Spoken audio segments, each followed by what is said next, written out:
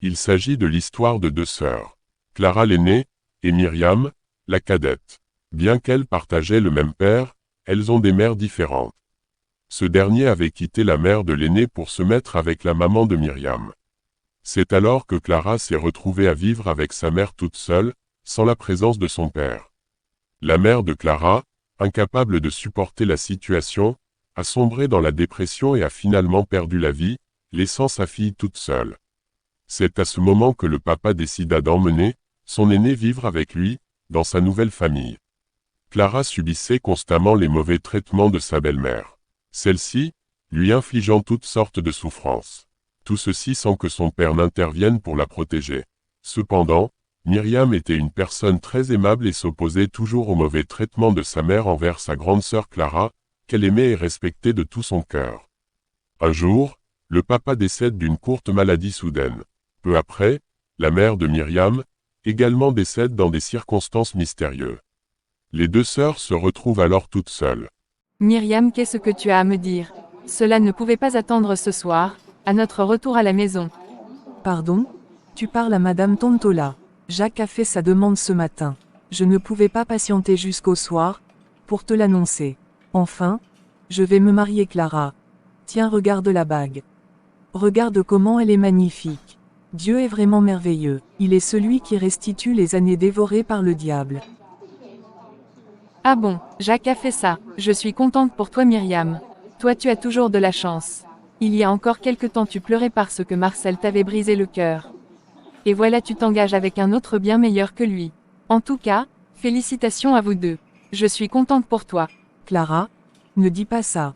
Tu rencontreras, sois-en sûre, une personne merveilleuse. Dieu agira en son temps ma sœur. Ne te décourage pas. Allez mangeons. Je nous ai invités ici, pour célébrer cette bonne nouvelle. Et non pour pleurer. Oh, désolée de partager mes peines amoureuses avec toi, en ce jour si spécial. Mais cela ne signifie pas que je ne suis pas heureuse pour toi. Je suis fière de te voir réussir là où j'ai échoué. Mais je dis tu me le présentes quand ton Jacques. Tu fréquentes quelqu'un et moi ta sœur je ne le connais pas. On peut faire ça, présente-le-moi. Je le ferai. J'attendais justement le bon moment, avant de le faire. Tu sais, je t'ai déjà présenté plusieurs prétendants, mais toutes ces relations n'ont abouti à quelque chose de sérieux. Alors fais-le vite. Il faut que je rencontre le beau des beaux. Je suis fière de toi ma sœur. Après quelques minutes de dégustation. Merci ma sœur d'avoir accepté l'invitation. Je dois retourner bosser. On se retrouve ce soir alors. Oui, à ce soir. Et merci pour l'invitation. Je dois aussi passer à ton bureau vendre mes marchandises. N'oublie pas de faire un peu de publicité avant que je ne vienne. Sans faute Clara. Allez à toutes. Comme ça tu vas te marier. On verra bien ma sœur adorée. Si tu te maries, ce sera sur ma tombe alors. Salope va. Ah tu es là? Je suis venu te présenter Jacques comme prévu. Il est en train de garer. Il sera là dans un petit instant. Enfin je vais rencontrer le fameux Jacques. Je suis là bébé. Ah c'est notre belle. Bonjour Clara. Myriam m'a toujours parlé de toi. Et je suis ravi de te voir en personne. Ah bon Enchanté monsieur, Jacques. Mais viens t'asseoir non. Donc comme ça tu es celui qui a volé le cœur de Sarah. J'espère que tu feras du sérieux avec elle. Elle est tellement fragile. Je tiens beaucoup à ma sœur. Et je souhaite vraiment qu'elle soit heureuse avec toi.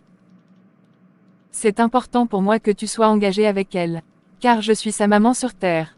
Même si c'est compliqué, il faut venir me voir et qu'on discute ensemble. J'espère que tu as bien compris. Ah arrête de sermonner mon fiancé maman Clara. Je te vois venir J'ai bien compris ce que tu as dit. Et je m'engage à traiter ta sœur avec amour et respect. Peu importe ce qui arrivera, je serai toujours là pour elle. Car elle est ma 8e merveille.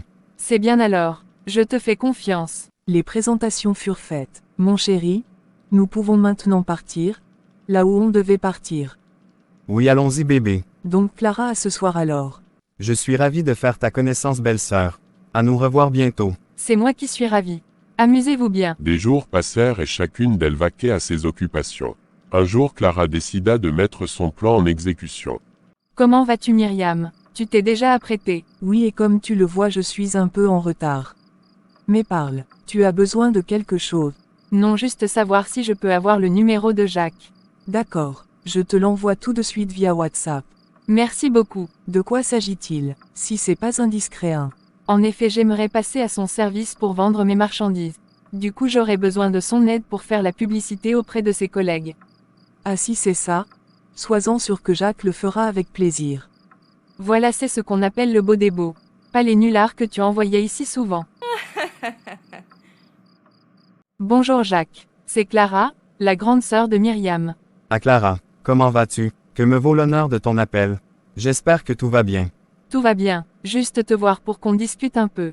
C'est au sujet de Myriam. Ah bon, Myriam va bien car elle et moi avons parlé ce matin. Elle ne m'a pas dit qu'elle avait un problème. Oui, tout va bien. En effet, je voulais juste te donner des informations à son sujet. Et ça ne pouvait pas être au téléphone. Est-ce possible de passer à ton bureau à la pause? D'accord, vu que tu insistes, on se voit plutôt au café Mamma Mia. Non, Myriam fréquente souvent ce café. On se voit plutôt au parc de la ville. D'accord, comme tu voudras. À tout à l'heure alors. Alors on dit quoi? J'espère que tu m'as pas trop attendu. Non, ça va. En fait, je t'ai appelé pour te faire part d'une situation qui me dérange. Tout d'abord, tu es une très belle personne et tu mérites mieux que Myriam. Tu sais, Attends, tu parles de qui? Myriam ou d'une autre femme? je te parle de Myriam, ma petite sœur. Elle est fausse. Je ne vais pas trop parler. Tiens cette enveloppe et constate toi-même.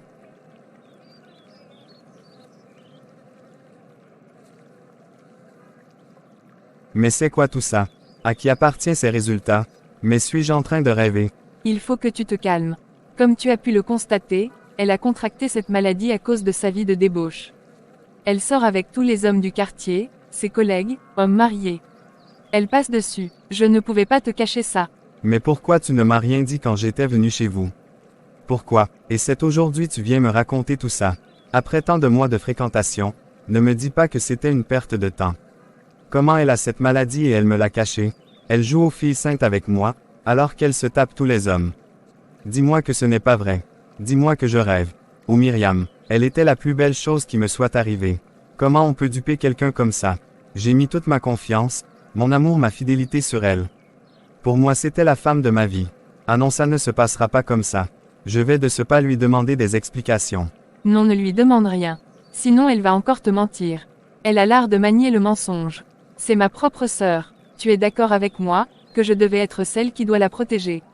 Je lui parle mais elle veut pas écouter pour changer. Alors je suis obligée de faire les choses par moi-même pour qu'elle change. Ne lui dis rien, Jacques. Oublie cette fille. Je vais tourner la page comme tu l'as dit. Avec ce test positif et toutes ces photos d'elle que tu viens de me montrer, en plein débat sexuel, je ne peux plus épouser Myriam. Je vais te laisser. Je préfère rentrer directement à la maison que de retourner au bureau. Ma journée est totalement gâchée.